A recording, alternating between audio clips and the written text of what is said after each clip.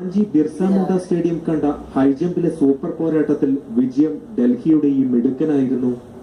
ആദ്യ അവസരത്തിൽ തന്നെ 2.7 മീറ്റർ ചാടിയായിരുന്നു തേജസ്വിയുടെ റെക്കോർഡ് പ്രകടനം. ഈ സ്വർണ്ണ മെഡൽ പ്രകടനമാണ് തേജസ്വിയെ ശ്രദ്ധേയനാക്കിയത്. റാഞ്ചിയിലെ പ്രകടനം മെഡിക്കൽ കോളേജ് സ്റ്റേഡിയത്തിൽ ആവർത്തിക്കാനുള്ള തയ്യാറെടുപ്പിലാണ് Tejaswin Shankar. So my personal best is 2.14 meters. So it will be a good competition. The record here, school national record is 2.12 meters. Srinit Mohan. So I'll try to beat the record.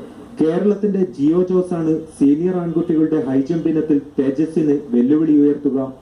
ലോക കായിക രംഗത്തെ high jump മത്സരങ്ങൾ ഏറെ ഇഷ്ടപ്പെടുന്ന തേജസ്വിന്റെ ആരാധ്യ താരവും ലോക താരം തന്നെ. मेरा रोल मॉडल वर्ल्ड चैंपियन जो पिछला वर्ल्ड चैंपियन था बोर्डान बोंडारेंको. തമിഴ്നാട്ടുകാരായ പരേതനായ ഹരിശങ്കർ ലക്ഷ്മി ദമ്പതികളുടെ മകനാണ് തേജസ്വിൻ.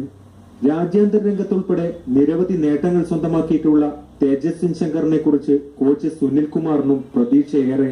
बहुत जल्दी इम्प्रूवमेंट करिए. ओनली थ्री रेसेस को हुए अभी 3 साल हुआ सर, और 3 साल के अंदर बहुत अच्छा अचीवमेंट करा है. मतलब इंडिया लेवल का 214 जिसने जंप करा है, जो इंडिया में सीनियर कर रहे हैं इस टाइम.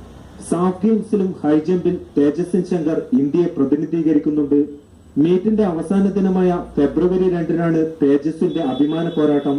ക്യാമറമാൻ അഭിലാഷ് മോഹൻദാസിനൊപ്പം രജീഷ് കൂടാളി, ജയ്ഹിന്ദ് ന്യൂസ്, കോഴിക്കോട്.